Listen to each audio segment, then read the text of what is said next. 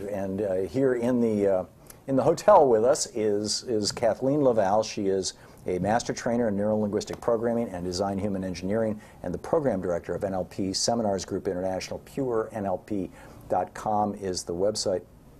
Kathleen, we were talking about motivation strategies and how they have internal conversations, how they have memories and things like this.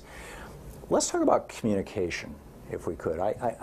John and I talked about this a little bit too, and I'd love to get your take on it.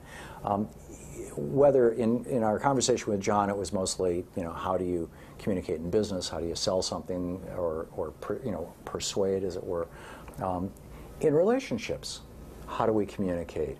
And taking that, the example I gave before, and we really never got to flesh it out, of crazy Uncle Ralph comes to Thanksgiving dinner, or maybe not crazy Uncle Ralph, maybe it's the guy who's in the cubicle next to you at work, or maybe it's your best friend.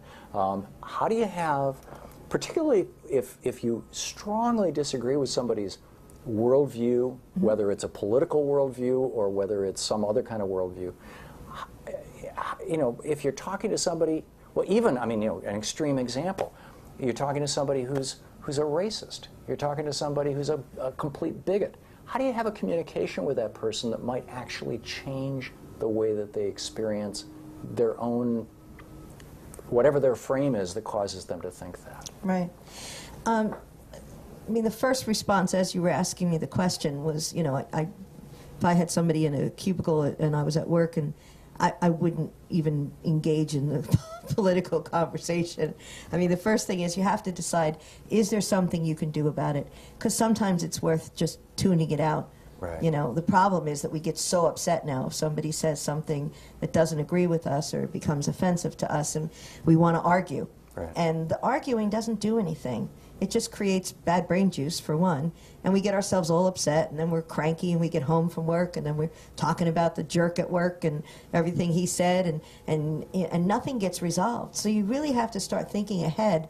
Is it worth it, number one?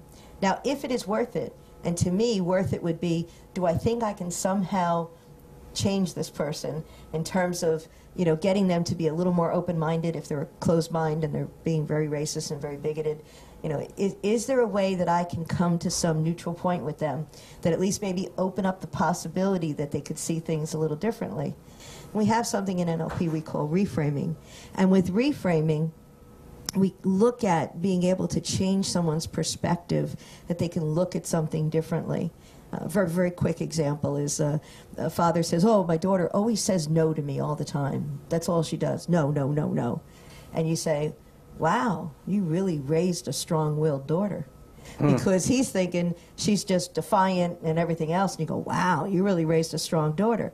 Now, just by that one sentence, the sound you made was like, it's a change already of perspective. Yeah. And then if you took it contextually and you said, "Wow, I bet that would be pretty useful if she was out on a date with a boy," you'd be wanting her to say, "No, no, no, no." Right.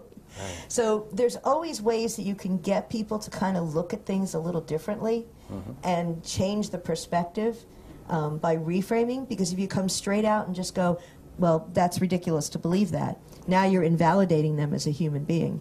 And then you've lost all credibility to change. Remember, there's that magical thing we also teach about rapport. So that you can build a little unconscious rapport, whether we sit similar, we do some breathing, that you can begin to at least earn the right to talk to them, because we just walk in and argue. Let's define rapport. Okay. So rapport is a way for the brain likes what's the same. However, it notices and learns by noticing what's different.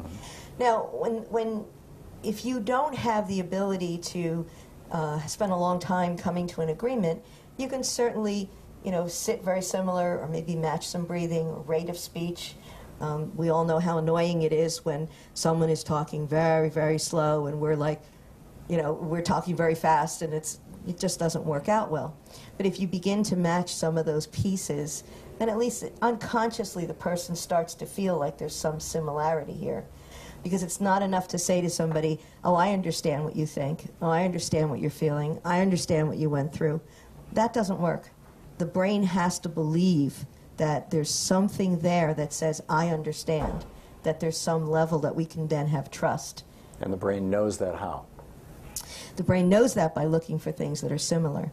So the brain is going to go, we're in a similar situation, we're pacing the same way through breathing or rate of speech. So the brain just kind of feels comfortable. Right. If somebody comes in and they're rat, rat, rat, rat, you know, and complaining and spewing hate, and you walk in and go, oh, calm down, relax.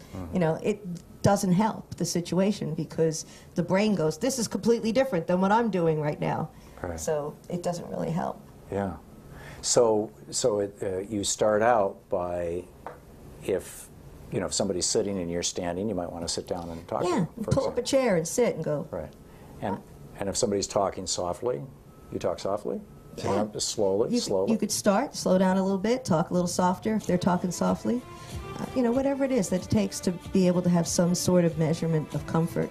And then the brain goes, oh, this person understands me without you ever saying that. Yeah. And that's the beginning of communication. That's the beginning point. That's a good place to start. It's fascinating stuff. Can you stick around? Absolutely. Kathleen La Valle is with us. If you have any questions about this, feel free to give us a shout, too, at 202-808-9925. We'll be back. It's the Thom Hartmann Program, live from Orlando.